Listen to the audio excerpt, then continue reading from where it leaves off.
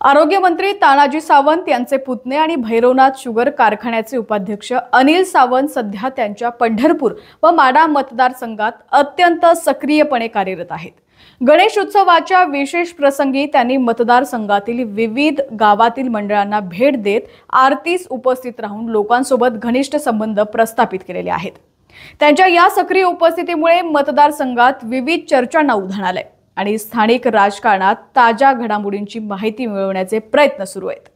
अनिल सावंत यांच्या दौऱ्यामुळे सध्या राजकीय परिस्थितीत उलथापालथ होण्याची शक्यता वर्तवली जाते।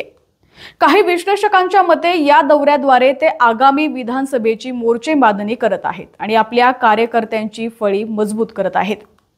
त्यांच्या भेटी दरम्यान मतदारसंघात शेकडो बॅनर झळकत आहेत, ज्यामुळे त्यांच्या योजनांची आणि आगामी कार्यकिर्दीची चर्चा जोर धरत आहे।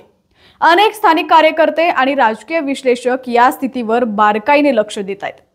अनिल सावंत निवडणुकीसाठी इच्छुक असतील तर ते कोणत्या पक्षाचा झेंडा उचलतील किंवा अपक्ष म्हणून लढण्याचा निर्णय घेतील हे पाहणं महत्त्वाचं ठरणार आहे। आगामी निवडणुकीच्या संदर्भात त्यांच्या भूमिका आणि निर्णयावर लक्ष केंद्रित करत मतदारसंघातील राजकीय वातावरणावर याचा प्रभाव पडेल असं मानलं जातंय। त्यांच्या भविष्य काळातील भूमिका आणि राजकीय धोरण स्पष्ट झाल्यावरच त्यांच्या कार्यकर्त्यांना आणि समर्थकांना पुढील कृतीसाठी दिशा मिळणार आहे।